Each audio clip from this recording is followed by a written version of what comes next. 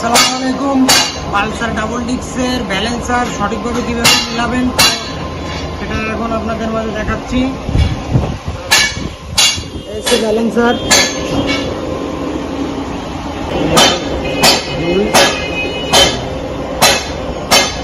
কত কিছু অনেক তিন, এটা কত গেছে? এটাও 3 গেছে। অবশ্যই খেয়াল রাখবেন যে এক মাথা লম্বা এবং খাটো আছে, তো এটা দেখে নেবেন। এই যে মাথা বাইরে থাকবে এই মাথা এখানে একটা মার্ক করা আছে, এই মার্কটা দেখে নেবেন। এই মাথা বাইরে থাকবে এইভাবে লাগানো থাকবে, তো খাটো লম্বা দেখে নেবেন। তো আমরা এখানে এটাকে ফিটিং করতেছি।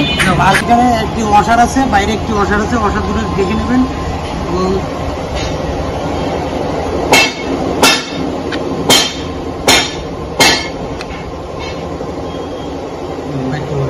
একটি মার্ক করা আছে এবং এইখানে একটি মার্ক করা আছে।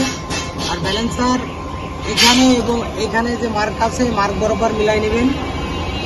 তো এবার আমরা বক্স ঢুকাবো ওয়াশার দিয়ে।